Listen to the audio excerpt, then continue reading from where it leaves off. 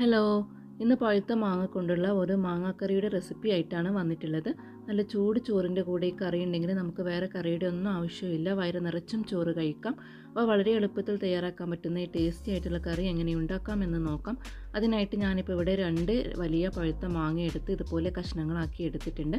അപ്പോൾ നിങ്ങൾ എടുക്കുന്നത് ചെറിയ മാങ്ങയാണെങ്കിൽ കഷ്ണങ്ങളാക്കേണ്ട ആവശ്യമില്ല. തോല് കളഞ്ഞിട്ട് അതുപോലെ ചേർത്താൽ മതി. ഇനി ഞാനിതൊരു മൺചട്ടിയിലേക്ക് ഇട്ട് കൊടുക്കുന്നുണ്ട്. അപ്പോൾ ചട്ടിയിലൊക്കെ ചെയ്യുമ്പോൾ പ്രത്യേക ഒരു ടേസ്റ്റാണ് ഈ കറിക്ക്. ഇനി ഇതിലേക്ക് എരിവിന് ആവശ്യത്തിനുള്ള പച്ചമുളകാണ് ചേർക്കുന്നത്. അപ്പോൾ പച്ചമുളക് ചെറുതായിട്ടൊന്ന് കീറിയിട്ടാണ് ഇതിലേക്ക് ഇട്ട് കൊടുക്കുന്നത്. ഇനി ഇതിലേക്ക് കുറച്ച് കറിവേപ്പില ചേർക്കുന്നുണ്ട്. ഇനി ഇതിലേക്ക് വേണ്ടത് ഒരു 1/2 ടീസ്പൂണ് മഞ്ഞൾപ്പൊടിയാണ്. ഇനി എരിവിന് ആവശ്യത്തിന് 1 ടീസ്പൂണ് മുളക് പൊടി ചേർക്കുന്നുണ്ട്. ഇനി ഇതിലേക്ക് ആവശ്യത്തിനുള്ള ഉപ്പാണ് ചേർക്കേണ്ടത്.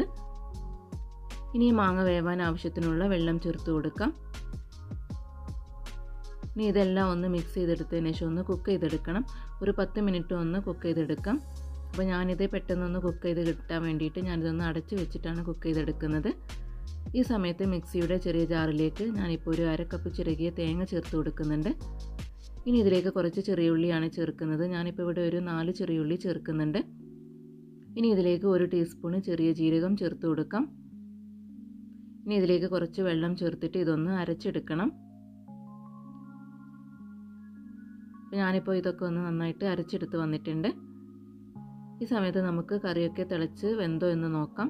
അപ്പോൾ ഇതാ മാങ്ങയൊക്കെ നന്നായിട്ട് തിളച്ച് വെന്ത് വന്നിട്ടുണ്ട്. കഷ്ണങ്ങളാക്കിയത് കൊണ്ട് തന്നെ പെട്ടെന്ന് തന്നെ ഇത് വെന്ത് കിട്ടും. അധികം സമയമൊന്നും വേണ്ട.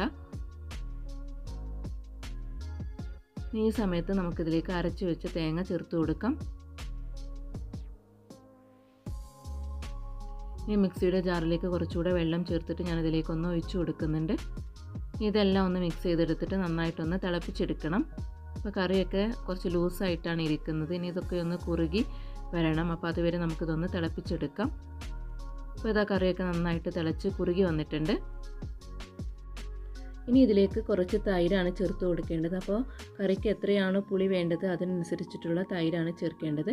അപ്പോൾ ഞാനിപ്പോൾ ഇവിടെ ഒരു 1/4 കപ്പ് തൈര് ചേർത്ത് കൊടുക്കുന്നുണ്ട്. അപ്പോൾ തൈര് ചേർത്ത് കൊടുത്താൽ പെട്ടെന്ന് തന്നെ മിക്സ് ചെയ്തെടുക്കണം. പിന്നെ കറി അധികം തിളപ്പിച്ചെടുക്കരുത്. ജസ്റ്റ് ഒന്ന് ചൂടാക്കി എടുത്താൽ മതി. പെട്ടെന്ന് തന്നെ തീ ഓഫ് ചെയ്യാം. ഇനി കറി ഒന്ന് വറവിടണം. അപ്പോൾ അതിനായിട്ട് ആവശ്യത്തിനുള്ള വെളിച്ചെണ്ണ ഒഴിച്ച് കൊടുക്കാം.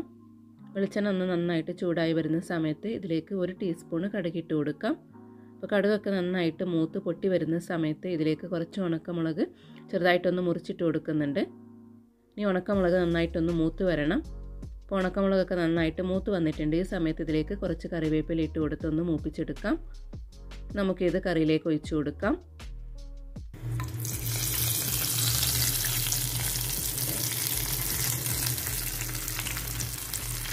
അപ്പോൾ നമ്മുടെ ടേസ്റ്റി ആയിട്ടുള്ള ഈ മാങ്ങാക്കറി ഇവിടെ റെഡി ആയിട്ടുണ്ട്. അപ്പോൾ എല്ലാവരും ഇതൊന്ന് ട്രൈ ചെയ്ത് നോക്കുക. വളരെ എളുപ്പത്തിൽ ചെയ്യാൻ പറ്റുന്ന നല്ല ടേസ്റ്റി ആയിട്ടുള്ളൊരു കറിയാണിത്.